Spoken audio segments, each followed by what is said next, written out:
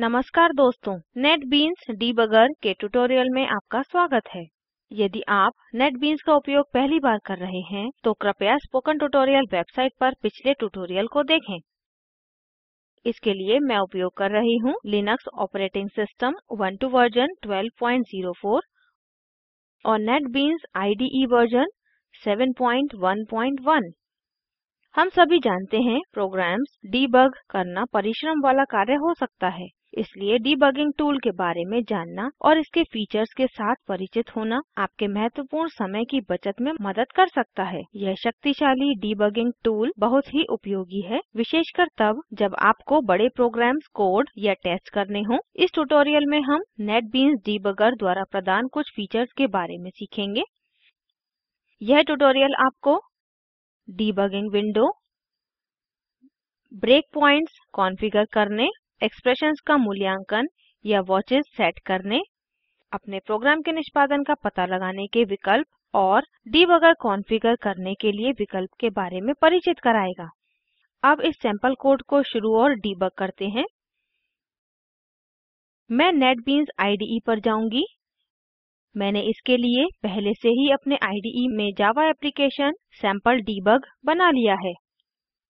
यह एक छोटा प्रोग्राम है जो 3 इंटीजर वैल्यू a, b और c को इनिशियलाइज करता है, फिर हेलो वर्ल्ड और a की वैल्यू को प्रिंट करता है। यह एक क्लास ऑब्जेक्ट सैंपल क्लास भी बनाता है जिसमें प्राइवेट इंटीजर वैल्यू के रूप में वैल्यू इंटीजर है। फिर यह b की वैल्यू की गणना करता है और c की वैल्यू की गणना करने के लिए फंक्शन कॉल करता है तथा b और c की वैल्यू प्रिंट करता है। डीबगिंग के साथ शुरू करने के लिए पहले ब्रेक पॉइंट को सेट करते हैं। ब्रेक पॉइंट को सेट करने के लिए लाइन नंबर पर क्लिक करें। मैं इस लाइन को सेट करूंगी जो हेलो वर्ल्ड को प्रिंट करती है। ध्यान दें कि लाइन जिसमें ब्रेक पॉइंट सेट है इसका रंग पिंक हो जाता है और इसके लाइन नंबर के सामने एक छोटे स्क्वायर द्वारा चिन्हित होता है।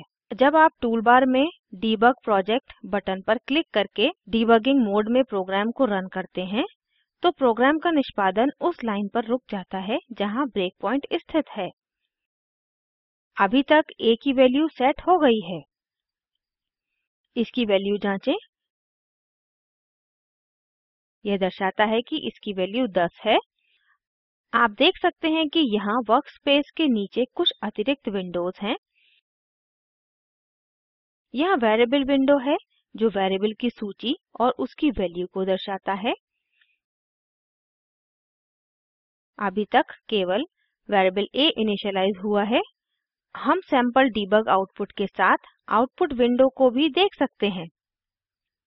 यहाँ अभी भी आउटपुट नहीं है। यहाँ डीबगर कंसोल भी है जो कहता है कि प्रोग्राम लाइन 29 पर ब्रेक पॉइंट करें और वहां रुक जाएं। यहाँ ब्रेक पॉइंट्स विंडो भी है जो आपसे कहता है कि ब्रेक पॉइंट लाइन नंबर 29 पर सेट है। आगे बढ़ने से पहले देखते हैं कि वॉच कैसे जोड़ें। उदाहरण के लिए मैं इंटीजर वैल्यू a सैंपल पर वॉच चाहती हूँ। वर्कस्पेस के नीचे वेरिएबल विंडो में मैं एंटर न्यू वॉच ऑप्शन पर डबल क्लिक करूंगी और वेरिएबल a sample.value का नाम प्रविष्ट करूंगी। ओके पर क्लिक करें। अब तक a सैंपल नहीं बना है, अतः ये कहता है कि इसे वैल्यू पता नहीं है। एक बार यह लाइन निष्पादित करता है हम जानेंगे कि वेरिएबल में क्या शामिल है। इसी तरह आप वॉच कर सकते हैं और एक्सप्रेशंस का मूल्यांकन कर सकते हैं। यहाँ मैं b = a+10 के लिए जांच रही हूँ क्या होगा यदि मैं जानना चाहती हूँ कि a-4 क्या है। अतः मैं मेन्यू बार में डीबग पर जाती हूँ और इवैल्यूएट एक्सप्रेशन विकल्प चुनती हूँ। वर्कस्पेस में इवैल्यूएट कोड विंडो दिखाई देती है। यहाँ मैं एक्सप्रेशन a-4 प्रविष्ट करूँगी। यहाँ इवैल्यूएट एक्सप्रेशन बटन पर क्लिक करें और वेरिएबल विंडो में यह दर्शाता है a-4 की वैल्यू 6 है। अब आगे बढ़ते हैं और कोड की इस एक लाइन को निष्पादित करते हैं। ऐसा करने के लिए टूल बार से स्टेप ओवर बटन चुनें। इसे केवल हेलो वर्ल्ड प्रिंट करने के लिए कोड की केवल एक सिंगल लाइन को निष्पादित करना चाहिए। आउटपुट देखने के लिए आउटपुट विंडो पर जाएं और सैंपल डीबग आउटपुट विंडो चुनें जो दर्शाता है हेलो वर्ल्ड आ इस 10। प्रोग्राम को अब एक सैंपल क्लास ऑब्जेक्ट बनाने के लिए लाइन पर रोका गया है। अब मैं सैंपल क्लास के कंस्ट्रक्टर में जाना चाहती हूँ। इसके लिए मैं टूल बार में स्टेप इनटू विकल्प को चुन सकती हूँ। फिर मैं स्टेप ओवर चुन सकती हूँ और देखती हूँ कि कंस्ट्रक्टर कॉल में आई हुई वैल्यू अब 10 सेट हो गई है। आप उसे वेरिएबल पर ले जाकर भी जांच सकते हैं। जब मैं अगले स्टेप पर जाती हूँ हम देख सकते हैं कि दिस डॉट वेरिएबल 10 सेट हो गया है। इस फंक्शन से बाहर निकलने के लिए मैं या तो कंटिन्यू, स्टेप ओवर या स्टेप आउट चुन सकती हूँ। मेथड से बाहर जाने के लिए मैं स्टेप आउट चुनती हूँ और अब मैं वहाँ पर हूँ जहाँ फंक्शन कॉल बनाया था।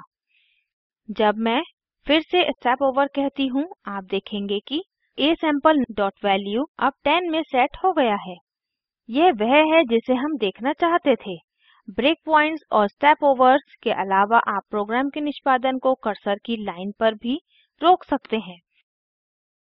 उदाहरण के लिए यहाँ फंक्शन में जाएं और इस लाइन पर कर्सर सेट करना है जो कहता है d is equal to b minus 5।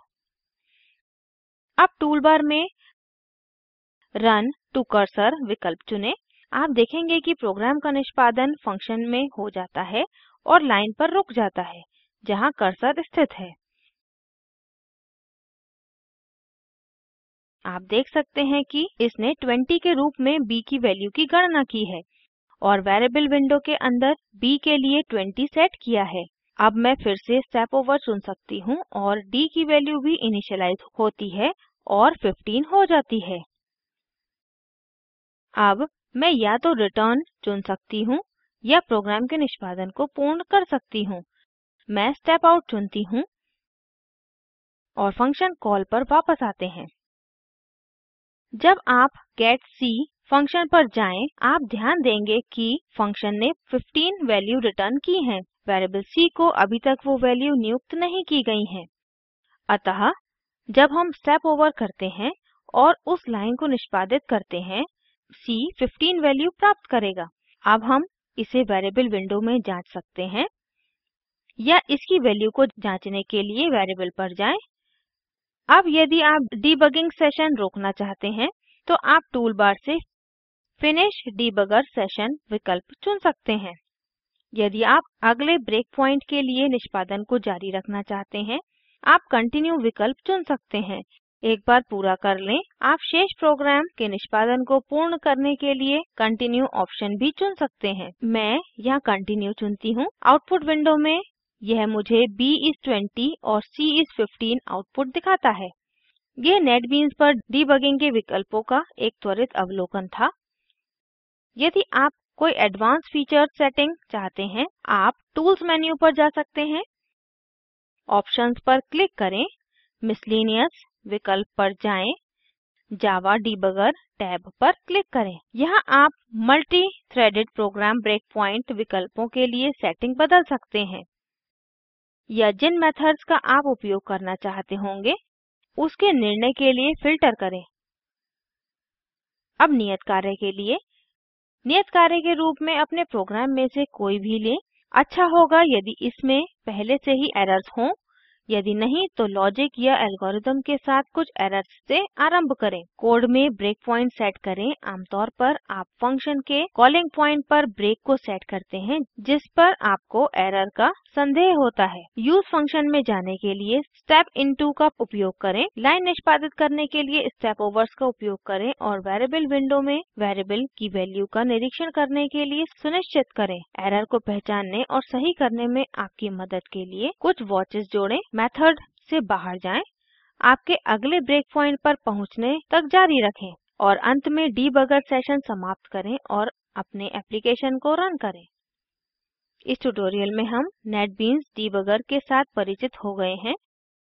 हमने देखा कि कैसे ब्रेक पॉइंट्स और वॉचेस को सेट करें, एक्सप्रेशंस जोड़ें जिनकी हम गणना करना चाहते हैं जब कोड रन हो रहा हो, step into, step over, step out और रन टू कर्सर के विकल्पों के साथ प्रोग्राम के निष्पादन का पता लगाया। यह भी देखा कि एडवांस डिबगिंग के लिए डिबगर को कैसे कॉन्फ़िगर करें। उम्मीद करती हूँ कि इस ट्यूटोरियल ने आपका टेस्टिंग या डिबगिंग कार्य में बहुत सारा समय बचाया होगा। स्क्रीन पर दिखाए गए लिंक पर उपलब्ध वीडियो देखें। यह स्पोकन ट्यूटोरियल प्रोजेक्ट को सारांशित करता है। अच्छी बैंडविड्थ न मिलने पर आप इसे डाउनलोड करके देख सकते हैं। Spoken tutorial project team spoken tutorial का उपयोग करके कार्यशालाएं चलाती है। ऑनलाइन टेस्ट पास करने वालों को प्रमाण पत्र देते हैं। अधिक जानकारी के लिए contact@spoken-tutorial.org पर लिखें। Spoken tutorial project talk to a teacher project का हिस्सा है। यह भारत सरकार के एमएचआरडी के आईसीटी के माध्यम से राष्ट्रीय साक्षरता मिशन द्वारा समर्थित है। इस मिशन पर अधिक जानकारी निम्न लिंक पर उपलब्ध है, spoken-tutorial.org/nmeict-intro। यह स्क्रिप्ट प्रभाकर द्वारा अनुवादित है। आईआईटी बॉम्बे से मैं श्रुति आर्य आपसे विदा लेती हूँ। हमसे जुड़ने के लिए धन्यवाद।